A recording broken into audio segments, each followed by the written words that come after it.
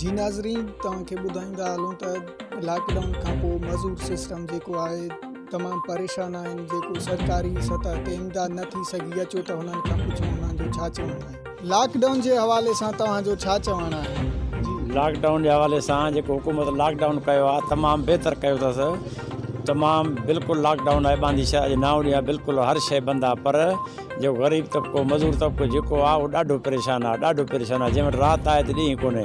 असांजी वधि में वधि सरहंदी वारनि खे ऐं हुकूमत खे अपील आहे त हिन ग़रीबनि जी सहायता ऐं मदद कई वञे हर हाल में। बांदी में भी अल्हम्दुलिल्लाह रहमान या वेलफेयर ट्रस्ट वारनि काफ़ी सारे घरनि ताईं राशन पहुचायो आहे ऐं ॿिया बि काफ़ी अहिड़ा इदारा आहिनि, सर्दी वारा माण्हू आहिनि, उन्हनि बि राशन पहुचायो आहे। लेकिन इहो नाकाफ़ी आहे। लोकली तौर ते जेके माण्हू ख़िदमत कनि था आवाम जी, उहा त एतिरी वाफ़र मक़दार में कान्हे जो आवाम जा मसाइल हल थी सघनि। असल जेको राशन पहुचंदो या ख़िदमत माण्हू जेको ॾिसी रहिया आहिनि उहो त गवर्नमेंट खे ॾिसी रहिया आहिनि। तो तंहिं करे गवर्नमेंट खे गुज़ारिश आहे त जेतिरो थी सघे जल्द खां जल्द माण्हुनि जो पुरसाने हाल वठनि ऐं माण्हुनि जी हाल हर मदद कनि।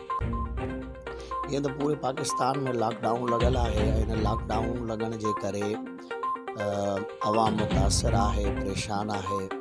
हिकु त हिन वबा जे करे, ॿियो माण्हू जेके बेरोज़गार थिया आहिनि, दिहाड़ीदार माण्हू, रेडीवान माण्हू, मज़दूर तबिको ख़ासि तौर ते डिस्टर्ब थियो आहे, उहे ॾाढा परेशान आहिनि। मुल्क में सर्दी वारनि वेलफेयर ट्रस्टिस वग़ैरह उन्हनि ख़िदमतूं कयूं आहिनि, लेकिन दरअसल माण्हू हिन वक़्तु बि ॾिसी रहिया आहिनि हुकूमत जे गवर्नमेंट जे इमदाद जी तरफ़ त उहे कहिड़ो पैकेज ॾियनि था।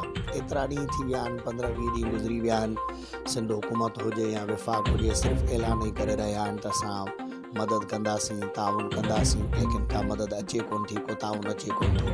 हिन वक़्तु ताईं हुकूमत अञा इन ॻाल्हि ते बीठी आहे त असां कीअं मदद कयूं, माण्हुनि खे राशन कीअं पुॼायूं। ऐं माण्हुनि वटि कूड़ा SMS अचनि था पिया, को चए थो त हीअ कयो त हीअं ईंदो, को चए थो हीअ गवर्नमेंट खे खपे त फिलफौर को लाइमल तरतीब ॾियनि। हिन वक़्तु अवाम ॾाढो परेशान आहे ऐं हुकूमत खे खपे त फौरी तौर ते माण्हुनि जे घरनि में राशन पहुचाइण जो इंतज़ाम कनि। रहमानिया वेलफेयर ट्रस्ट वारनि मदद कई आहे ऐं सरंदियार जेकी मदद कई आहे उन्हनि सां कुझु माण्हुनि खे राशन मिलियो आहे। गवर्नमेंट जेको लॉकडाउन कयो आहे इन में तमामु ग़रीब तबिको जेको आहे परेशान आहे ऐं कई अहिड़ा माण्हू जेके भुख ते वेठा आहिनि।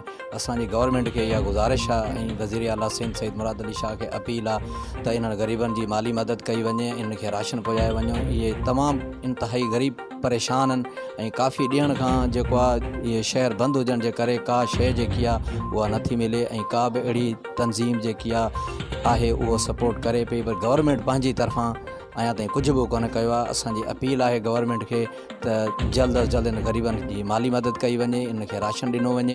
कैमरामैन हाकिम जमाली सां गॾु रमज़ान मर।